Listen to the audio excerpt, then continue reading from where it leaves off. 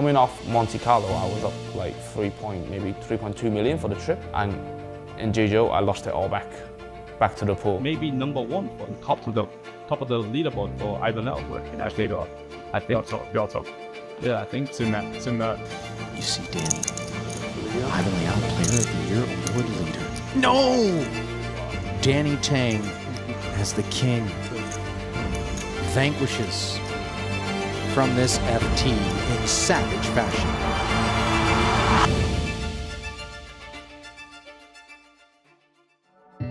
The first stop of 2023 was in Vietnam, and actually it was a rough start for 2023. I had no title, no nothing, but still full of confidence. Played a bunch of no limit events, didn't really get much results. I was very buzzed to be playing short deck because it's a game that I feel I'm very confident and definitely above the rim.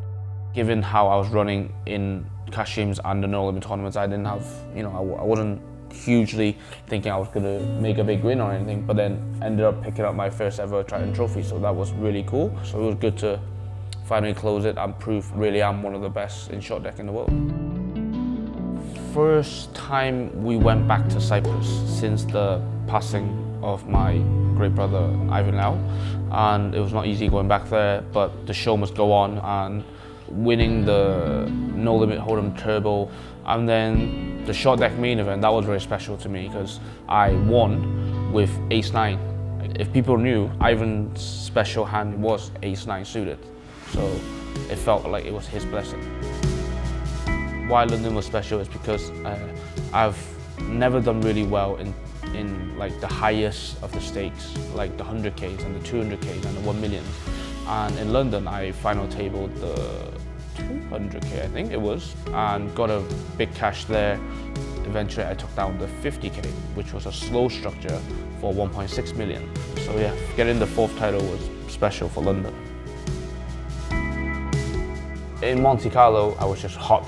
I think I played 8 events and made 5 final tables, 1 third, 1 second, and 1 first, and it was just incredible. And it was such an important stop for me to pull away from the rest of the pack and be leading the Player of the Year. And I don't know, I just got some good results in the PLO straight away, so that boosted my confidence a lot, and I was literally on cloud 9.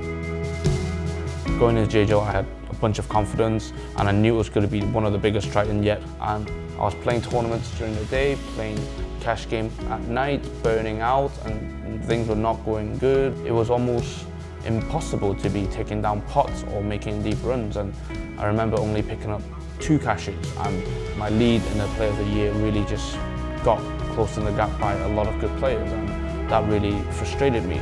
Going forward, I just needed to be real, or again, improve my stamina, improve my dealing with the downswing. Before even arriving at Montenegro, I'm getting a lot of messages from friends, from family saying, oh, it's the last stop.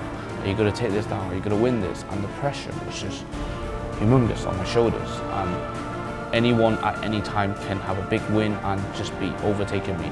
And I could, in fact, fade to maybe 4th, 5th, even 6th. I was not thinking ahead, and I was just focusing on playing each tournament, arriving on time, playing every single hand well, and trying to make good results to maintain my lead. No podium finish, so that was also annoying, because arriving at the final table, I'm thinking, oh, maybe taking down this tournament here for my 6th title, and also could lock me the Player of the Year. Personality, strategy, skills, math, it's all in there. It's all done and dusted. The new season has started. I just want it to happen all over again.